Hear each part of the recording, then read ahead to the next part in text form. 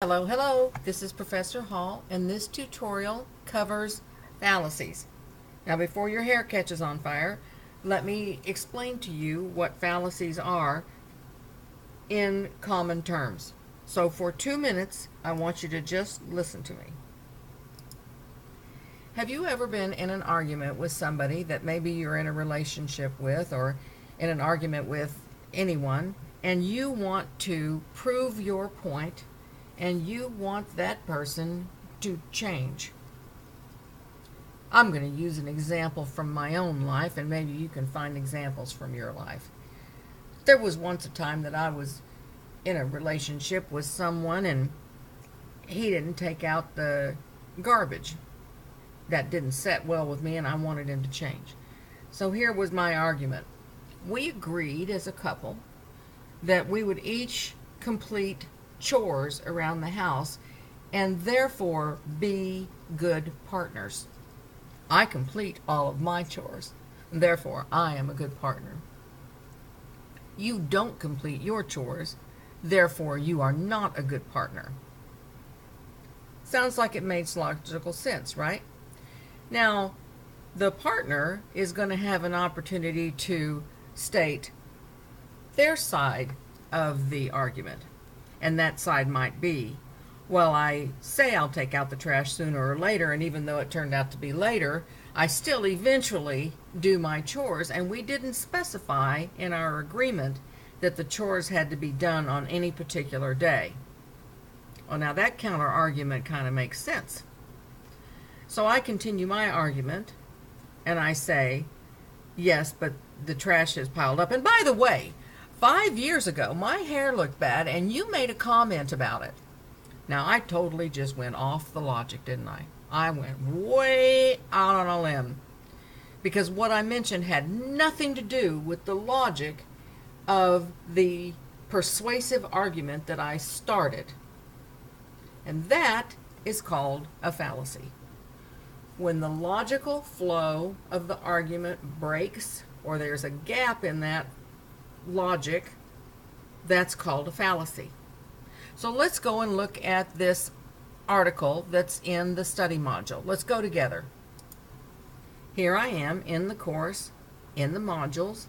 I scroll down to the study documents, and at the bottom where this critical thinking area is located, I see this particular article. Let's open it and look at it together. I like this article because I think Harvey does a good job of showing the distinction between formal and informal fallacies. So I want you to read this article on your own time, but let's look together at these examples. So this is a valid argument. All men are mortal. Socrates is a man. Therefore, Socrates is mortal. That makes perfect sense, doesn't it? Because all men are mortal. Socrates is a man, therefore Socrates is mortal. That logic flows. There's no break in that. Now, this next one is not a true statement, but the logic is sound. All men are green, Socrates is a man, therefore Socrates is green. Now, let's look at a formally invalid argument. Some men are green, Socrates is a man, therefore Socrates is green. Doesn't make sense because only some men are green, not all. Now, this one is true but invalid. Some men are mortal. Socrates is a man, therefore Socrates is mortal. And that is a true statement, but again, we have the use of this word that does not allow the argument to turn into an all men statement. Now let's scroll down here, and before we do that, let's go back up here to that argument thing again.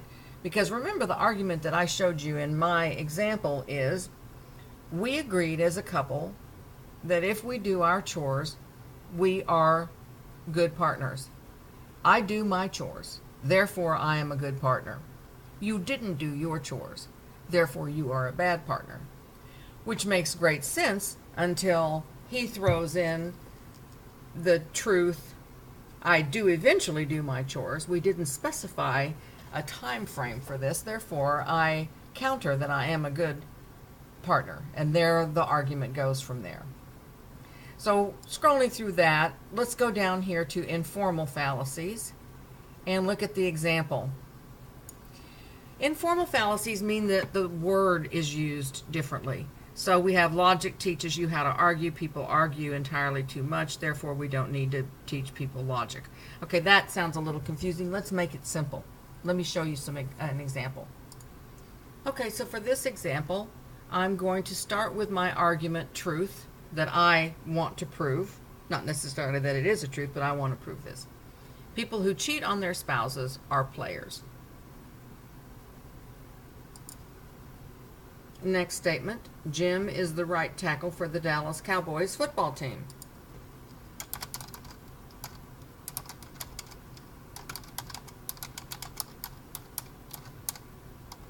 Okay, do you see the fallacy in that logic? I'm using player in two different ways. In the first argument statement, I'm using players within relationships. I mentioned Jim as a player on a football team, and my assumption is not correct. The logic contains a break in the logic because I'm using the words wrong. See that?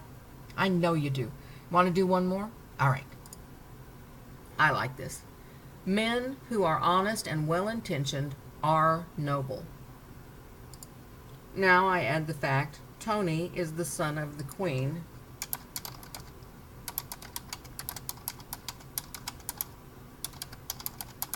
Okay, do you see the gap in that logic? I'm using noble in two different ways. In the first part of the argument, noble means a great guy, well-intentioned, well-meaning, noble, good, upstanding person. Tony is the son of the Queen, and then I use noble as a position of nobility based on birth. It has nothing to do with the personality. Do you see that? I know you do. Let's go back over to that study module. So I want you to go on and read this article. It's a good one. It's not very long, but it does a great job of explaining the difference between the two types of fallacies. Now let's go over and look at the next required article. Back to the modules, scrolling down to the study documents. Passed it up. And this is the required article. Now you are also going to find this article in the announcement area a little later on in the semester, and I'm going to allow you to reply and ask you to find the fallacies that are located in this particular article. Now I know this article is a little dated, but our Maura, I just love her. She wants to prove in this article that Barbie dolls, Barbie, is a feminist icon role model for young girls. And I'm not saying that that argument is wrong or right. I'm saying that her way of proving that argument is filled with fallacies. And so your job is going to be to scroll through here and read the article. It's not very long. You can see that. It's not long. And you're going to find 3 fallacies. And in the announcement board area, when that is posted, you're going to reply and share with others the 3 fallacies that you find. There are a lot of fallacies in this article, so it won't be hard to find 3. And it's a fun exercise, and it's an interesting way of exploring the world of fallacies, which again is an important part of this particular course. And it's a critical part of thinking outside plot summary, which we're going to be getting to in the hero archetype and so forth. So let's go back over to this module and look at these documents again. Back to the module. Scrolling down to the study documents, and you see that under fallacies we have 3 tabs. This tab is optional, but I want you to study it. It's a great article. It is so interesting.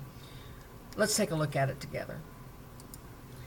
Y'all, if you are going to be going into a profession where finding gaps in the logic is the name of the game, lawyers, editors, writers, scholars, any number of professions where understanding where breaks in the logic occurred, this article is for you. And it's not very long, and it really is interesting. And so this is continued education for those of you who are interested. Now, for my purposes, for the grading for this course, I'm going to show you in the modules which I'm going to time track.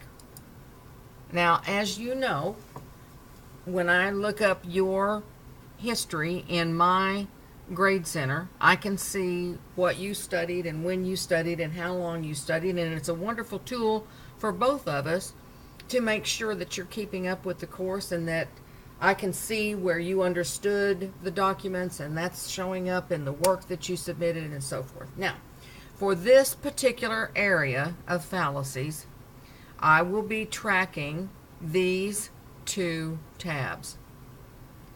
This continued learning is optional for those who are going to be going into a profession or continuing on in higher education where this concept is going to be important. These two required, and this is optional.